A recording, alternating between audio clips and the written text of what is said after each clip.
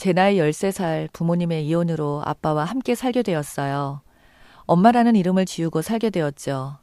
사실 제 입으로 말하기 부끄럽지만 엄마가 다른 남자와 바람이 났거든요. 그렇게 이혼하게 된 저희 아빠는 이제 곧 중학생이 될 저와 둘이 살게 되었어요. 아빠는 어린 제가 아무것도 모를 거라고 생각했지만 저는 다 알고 있었어요. 분명한 잘못이 누구한테 있는 건지를 말이죠. 제 앞에서 애써 괜찮은 척하는 아빠를 위해 그 이후로 엄마 이야기를 해본 적이 없어요. 그만큼 빨리 철이 들어야 했어요. 미대를 나온 아빠는 저를 키우기 위해서 화가의 꿈을 포기하셨어요. 동네에서 분식집을 하시면서 제가 엄마의 빈자리를 느끼지 못하게 서포트해 주셨고, 제가 하루라도 빨리 어른이 되어서 아빠 어깨에 짐을 덜어드리고 싶었어요. 정말 코피 나도록 공부했고 로스쿨에 진학해서 변호사가 되었죠. 변호사 면허증 나오는 날 아빠는 엄마 없이도 잘 자라줘서 고맙다며 눈물을 흘리시더라고요. 처음 보는 아빠의 눈물에 저도 아빠 품에서 6살짜리 아이가 된 듯 펑펑 울었습니다.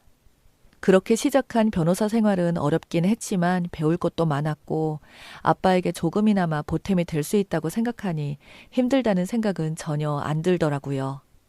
로펌의 막내 변호사로 일하던 저는 스타트업 회사의 특허 관련 자문을 맡게 되면서 한 남자를 알게 되었어요. 그저 좋은 프로그램은 만들면 된다고 생각한 의뢰인은 특허를 낼 생각을 못했고 다른 업체에서 먼저 낸 특허 때문에 2년 동안 밤잠 안 자며 개발해서 내놓은 어플이 특허 소송에 걸렸던 거죠. 시작도 못 해보고 개발비를 다 날릴 위기에 놓인 상황이었어요. 자세히 살펴보니 석연치 않은 부분들이 많더라고요. 그와 일주일에 2~3번 만나면서 소송 준비를 했고 재판 결과 승소해서 무사히 그가 어플을 출시할 수 있게 도울 수 있었어요. 재판 한 달쯤 후인가 그에게 연락이 왔는데요. 최 변호사님, 혹시 저 기억하세요? 저 신동훈이에요. 의뢰인들한테 전화 오면 대부분 안 좋은 일로 오는 경우가 많아서 무슨 일이 생긴 건가 하고 전화를 받았습니다. 그는 저 덕분에 어플이 대박 났다더군요. 꼭 한번 식사 대접하고 싶다고 했죠. 사실 그냥 저는 돈 받고 제가 할 일을 했을 뿐인데 식사 대접은 너무 부담스러워서 몇 차례나 거절했지만 그는 꽤나 집요한 구석이 있었어요. 그의 집요함에 못 이기는 저 식사 자리에 나가게 되었습니다. 그곳에서 그를 보고 2가지 놀라운 점이 있었어요. 소송 준비하는 내내 그냥 계속 추리닝 차림의 모습이었었는데 한 달 만에 만난 그는 그때와 전혀 다른 성공한 사업가의 모습을 보이는 듯 했죠. 그 상황이 또 한 번 놀라고 그가 최소 30대 중반으로 보이는 노안이라는 거였습니다. 사실 저도 노스쿨에 변시까지 준비한다고 고시원에서 박혀 고생했다 보니 한 노안한다는 소리 듣는 사람인데 그 역시 매일 컴퓨터 앞에서 코딩만 하다 보니 얼굴이 팍 사가버렸다고 껄껄 웃더라고요. 우리는 30살 동갑이었거든요. 참 특이하게도 노안이라는 공통점은 사이를 더 친밀하게 만들어줬어요. 가끔 소주 한잔하는 사이로 발전하게 되었죠. 그렇게 1년간 애매한 관계가 지속되던 저희는 그의 고백으로 사귀게 되었어요. 나중에 알고 보니 그는 소송 당시 때부터 관심이 있었고 밥 먹자고 연락했고 1년간 계속해서 자기 마음을 드러냈는데도 공부한다고 고시촌에 박혀있다 보니 연애 세포가 다 죽어버렸던 제가 1년 동안 그걸 알아차리지도 못했던 거였어요. 고백을 받고서야 저도 그에게 관심이 있었다는 걸 깨닫게 되었어요. 30 넘어 처음 해보는 연애는 너무나 설레이는 일이었습니다. 그와의 결혼까지 꿈꾸며 행복한 시간을 보내고 있었던 어느 날 뜬금없이 18년 전 저와 아빠를 버리고 떠난 엄마가 제 결혼에 큰 걸림돌로 등장하게 되었어요. 슬슬 결혼할 나이도 되면서 남자친구는 자신의 엄마가 운영하는 카페로 저를 초대했어요. 예비 시어머님께 잘 보이고 싶었던 저는 미용실까지 가서 평소 잘 하지도 않는 메이크업까지 받고 찾아뵙게 되었어요. 예비 시모께서는 남자친구가 제 자랑을 하도 해서 질투날 지경이었는데 제 모습을 보니 그럴만하다고 예뻐해 주셨고 집안에 변호사 하나 있으면 좋겠다고 생각했다면서 만족스러워 하셨어요. 긴장 많이 하고 있었는데 너무 환영해 주시는 예비 시모 덕에 긴장도 풀리면서 이런저런 대화를 하게 되었습니다. 좋기만 할 것 같던 분위기는 예비 시모의 부모님 안부를 묻는 질문 하나에 얼음장처럼 차가워지게 되었어요. 그래서 부모님은 뭐 하시니? 아빠 엄마의 이혼이 부끄러운 건 아니었어요. 아빠는 저를 잘 키우셨으니까요. 그래도 어떻게 말해야 하나 잠깐 고민이 되더라고요. 어차피 결혼할 사이도 숨길 문제도 아니라고 생각해서 솔직하게 말씀드렸어요.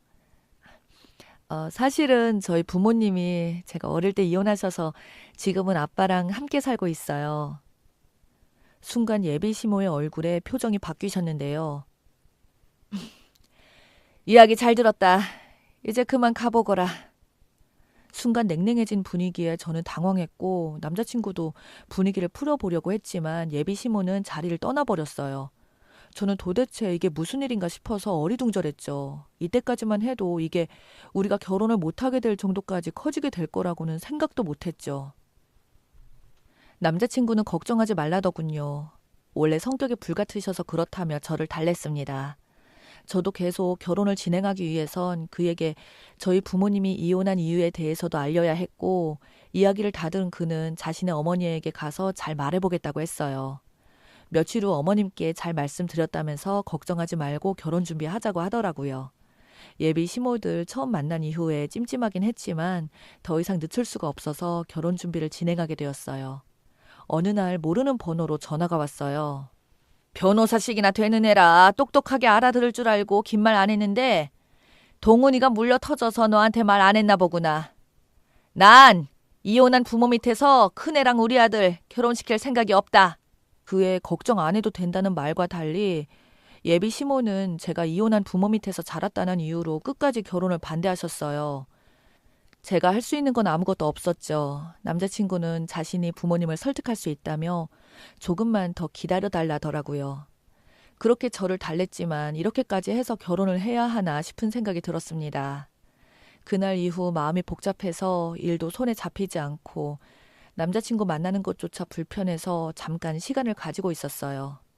사무실에 제 손님이 왔다는 소리를 듣고 나가보니 그의 엄마가 서 있었어요. 내가 알아듣게 말한 것 같은데 아직도 우리 아들을 만나고 있니? 내가 이래서 안 된다고 하는 거야. 이혼한 부모 밑에서 큰애가 무슨 가정교육이나 제대로 받았겠니? 노펌에서 아직도 가장 막내 변호사라 행동 하나하나 눈치 보면서 지내고 있었는데 갑작스럽게 남의 직장에 찾아와서 악담 퍼붓는 예비 시모 때문에 의도치 않게 제 개인사가 노펌 사람들에게 공개되어 버렸는데요. 내가 듣자니 너희 엄마가 바람나서 이혼한 거라면서. 예, 바람도 유전이다. 유전이라는 통계가 있어. 알아? 우리 아들이 너랑 결혼했다가 이혼이라도 하면 어쩌려고 너랑 결혼을 시키니? 정말 수치스러웠어요. 직장 동료들 앞에서 발가벗겨진 기분이었죠. 제 파혼 소식과 내 입으로도 말 못하는 개인사를 남의 입에 의해서 공개돼야 하는 건지, 그리고 그 여자의 마지막 한마디는 제가 간신히 잡고 있던 이성의 끈을 놓게 만들었어요. 아참, 너희 아빠 자꾸 나한테 전화하지 말라고 해라. 결혼 못 시킨다고 알려주려 전화했더니 그 다음날부터 집착병 환자처럼 전화를 해대네. 이혼하는 데는 다 이유가 있어. 그러니 너희 엄마가 도망을 가지. 저희 아빠까지 조롱하는 모습에 순간 저도 이성을 잃었어요. 예비 시모의 머리채를 잡아버렸는데요. 바깥에서 지켜보고 있던 동료들이 아수라장이 된 제 사무실에 들어와서 저를 뜯어 말려서 겨우 진정이 되었습니다. 나도 이 결혼 안 해. 너 같은 시어머니 모실 바에 내가 그냥 노처녀도 늙어 죽는 게 낫지. 이혼한 부모 밑에서 커서 그렇다고 당신 같은 쓰레기 부모 밑에서 큰 동훈 씨가 더 불쌍하네요. 직장에서 개인사가 적나라하게 드러나버린 저는 더 이상 큰 노펌을 다닐 수가 없어 퇴사하게 되었습니다. 남자친구와도 결별을 고하게 되었어요. 남자친구는 이렇게 헤어질 순 없다며 매달렸지만 저는 그 여자랑 엮이고 싶지 않았어요. 무엇보다 용서할 수 없는 건 저에게만 그런 모욕을 한 게 아니었어요. 그 여자는 저희 아빠에게도 전화해서 이혼 가정에서 자란 아이는 며느리로 받아줄 수 없다며 딸아이 정신 차리게 하라고 쏘아붙였답니다. 아빠는 자신의 이혼 때문에 제가 이런 대접을 받고 있다는 사실에 큰 충격을 받으셨다고 해요. 어떻게든 문제를 해결해 보고자 그 여자에게 이런저런 제안을 해봤다는데 그 여자는 저한테 얘기할 때 이렇게 집착을 하니 마누라가 바람피고 도망간 거라며 오히려 조롱을 했던 거죠. 아빠는 저에게 말도 못하고 끙끙 앓고 계셨고요. 이미 모든 걸 끝내고서야 알게 된 사실에 정말 손이 부들부들 떨렸지만 아빠가 그러지 말고 잊고 살라며 말리시는 통에 제 가슴속에 상처로 묻어두게 되었어요. 그렇게 3년이 흘렀습니다. 저도 그 일에 대한 기억이 흐릿해져 갈 때쯤 저와 아빠에게 지울 수 없는 상처를 준 그 여자를 생각지도 못한 장소에서 다시 보게 되었어요. 저는 변호사 5년차가 되면서 새로 취직한 로펌에서 이혼 전문 변호사로 일하고 있었거든요. 어느 날 제 의뢰인으로 온 그 여자를 한 번에 알아볼 수 있었어요. 맞은 놈은 평생 기억해도 때린 놈은 기억도 못한다고 했나요? 어처구니 없게도 그 여자는 이혼 소송을 당한 상태였고 심지어 저를 알아보지도 못하더군요. 변호사님 이혼 전문이라고 들었습니다. 이혼하더라도 남편 재산 최대한 많이 분할할 수 있게 도와주세요. 이혼한 부모 밑에서 자란 저라서 결혼 못 시키겠다는 여자가 이혼을 하기 위해 나를 찾아오는 이런 아이러니한 상황이라니 정말 속으로 실소가 나와 참을 수가 없었어요. 세상 참 좁죠. 세상에 이런 악연도 다 있네요. 아주머니가 이혼한다고 수많은 변호사들 중에 날 찾아다녀. 사실 3년 전에 저와 두세 번 만난 게 전부였던 그 여자가 저를 못 알아보는 게 어쩌면 당연하게도 했죠. 그 여자는 제가 무슨 말을 하는지 못 알아듣고 어리둥절한 표정을 짓고 앉아 있었어요. 그 여자에게 제 명함을 내밀었어요. 최수연이에요. 제 이름. 제 이름도 모르시죠? 기억 안 나세요? 3년 전에 당신의 결혼 반대했던 당신 아들 여자친구. 당신이 그랬잖아요. 이혼한 사람들은 무슨 문제가 있어서 하는 거라면서요. 이혼도 유전이라고 하시지 않았나? 그 여자는 그제서야 제가 누구인지 알아보는데 저를 위아래로 훑어보고는 제 생각과 전혀 다른 행동을 했는데요. 그간 다 지난 일들 말해서 뭐 하겠니? 우리가 이렇게 만난 거 보니 인연은 인연인가 보다. 나도 많이 후회했어. 우리 아들 너랑 헤어지고 아직도 여자도 안 만나고 결혼할 생각도 안 하는 것 같아서 내가 걱정이 커서 그런데. 그래서 말인데 너 동훈이랑 다시 잘해보면 안 되겠어? 제 직장까지 쳐들어와서 제 개인사까지 들춰내버린 인간이 아무렇지도 않게 다시 자기 아들을 만나보라고 하는 뻔뻔함에 제대로 팩트 폭격 날려줘 버렸어요. 내가 당신 아들을 왜 만나? 당신이 말했잖아. 이혼한 부모 밑에서 자라면 제대로 가정교육 못 받고 자란 거라면서. 당신 지금 이혼하러 온 거 아니야? 그럼 당신 아들은 이혼 안 할 것 같니? 당신 말대로라면 이혼할 남자를 내가 왜 다시 만나? 그리고 뭔가 착각하는 것 같은데 당신 과실로 이혼 소송 당해서 여기 온 거야. 당신 남편한테 빌어도 모자를 파내 재산 분할을 도와달라고? 진짜 불륜 저지르다 걸려서 이혼 소송 변호사를 찾은 주제에 용감한 건지 멍청한 건지 재산 분할까지 요구하는 무식한 그 여자는 아직도 정신을 못 차린 듯 보였어요. 나도 변호사기 전에 인간이야. 내가 어떻게 당신 변호를 하겠어. 그리고 내가 한 가지 알려줄까? 3년 전에 당신 아들 나한테 무릎 꿇고 빌면서 당신 버리고 나한테 오겠다던데. 그건 알란가 모르겠네. 항상 무례하고 뻔뻔하게 굴던 그 여자는 자기 아들이 본인을 버리려고 했다는 말을 듣고는 상당히 충격에 빠진 모습이었어요. 아무 말도 못한 채 얼빠진 표정으로 휘청거리면서 제 사무실을 나갔어요. 남편한테 버림받고 아들한테도 버림받은 그 여자 뒷모습을 보고 있자니 자업자득이라는 말이 딱 떠올라서 속이 다 후련하더라고요. 3년간 가슴속에 묻어준 답답함을 풀고 나니까 몸도 마음도 홀가분해졌습니다. 제 일도 술술 잘 풀렸어요. 변호사로서 회사에서 입지도 탄탄해졌고 만나고 있던 사람에게 프로포즈 받아서 내년에 결혼 약속까지 잡게 되었죠.